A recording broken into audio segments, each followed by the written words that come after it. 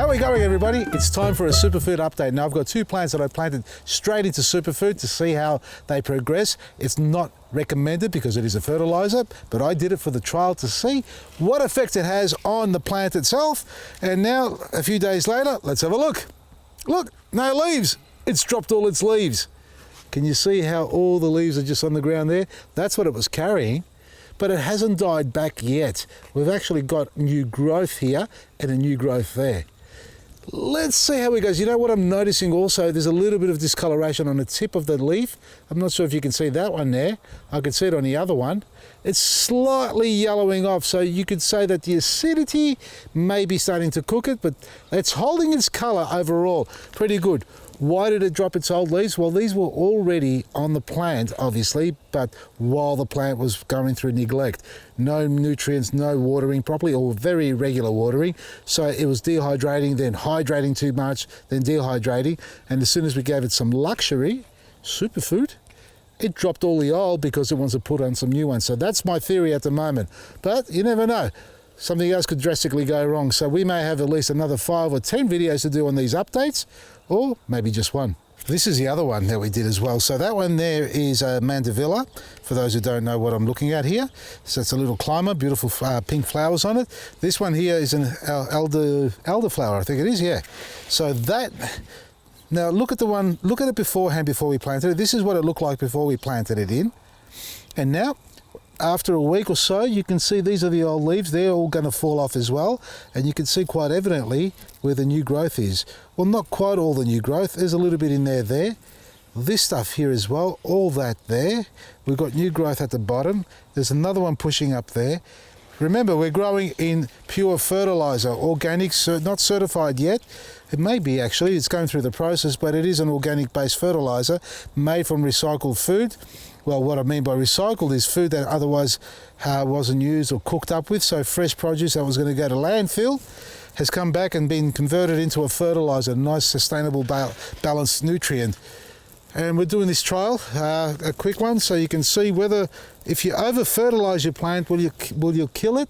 Will you burn it? Like, you know, your synthetic fertilizers, citrus fruit, complete garden fertilizers.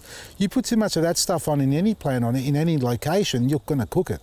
It's going to basically burn the roots, eventually kill off the microbes, the living organisms, and then you're left with dead soil. You wouldn't even call it soil, just dirt. Whereas here, we're working with not synthetic, organic fertilizers, and we're hoping that quite safely you can spread it out around the garden thicker than the recommended rate. Not that we want you to waste it, but we just want to make sure that if you do, you don't burn your plants doing so. But remember, you could always apply your black grit, which will fix that. So there you are, the superfood trial. I've lost count what day it is. It's over a week now. We're going to keep monitoring this. And next time round, we're going to come back and talk about the trials that we've got out there, the sensory trials, and get some of those reports to you. We're still compiling them. There's over 100 of them. Back to these ones, the cauliflowers. Look at this. A day and a bit later, they're sitting up strong and straight. So they've really taken well. That's not lean. There's just a lot of coconut coir.